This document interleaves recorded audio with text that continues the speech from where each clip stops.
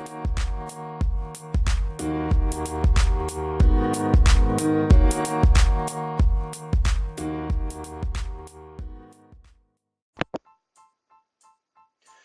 what's going on, guys? This is the Nuinspiration Extraordinary Gentleman podcast. Here, Sean Ireton speaking to you live. I wanted to give you a quick tip right now as far as how to suit up.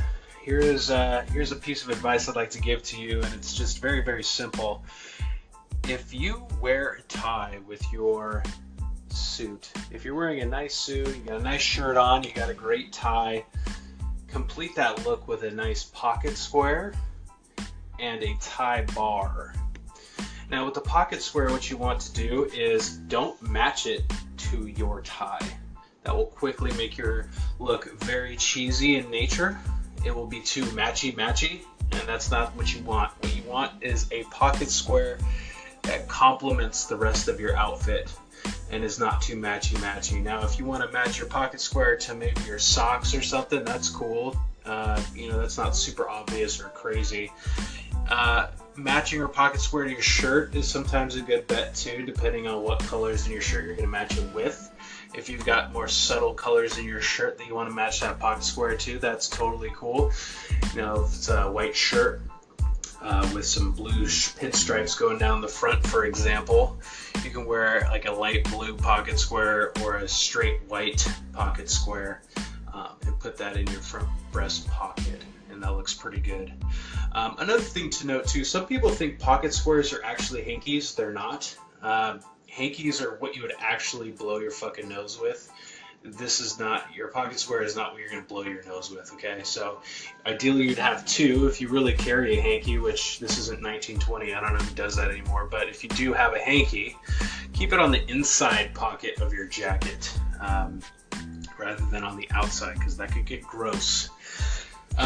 With the tie bar now, what you would like to do, or what you should do rather, is get a tie bar that's either 3/4 the width of your tie, half the width of your tie, or 1/4 width of your tie. Those three options are the best for you. Don't get a tie bar that spans the entire width of your tie. It looks awkward and it looks a little strange, and it's not playing into proportion very well. It just looks like that tie bar is swallowing up the tie, and that like you copied that move from some TV show or something. So do yourself a favor and wear a tie bar that's 3/4 the width of your tie, half the width of your tie, or 1/4 of the width of your tie, and you should be good to go. Just another quick tip here as far as selecting your tie. Also make sure your tie is within the width of your lapel, and what I mean by that is that it's either the same width or the fattest width of your lapel, or more or narrower. So if you've got like a 3-inch lapel, make sure your tie is at least 3 inches wide or narrower and not wider than that.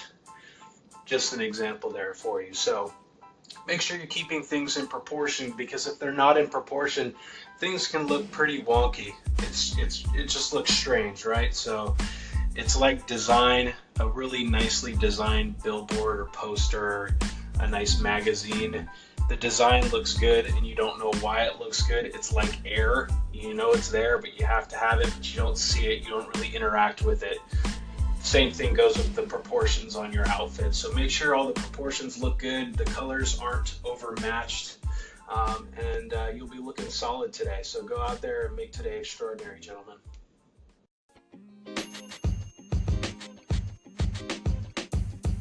The podcast you just heard was recorded with Anchor. If you want to make your own, download the Android or iOS app completely free from anchor.fm/podcast. That's anchor.fm/podcast.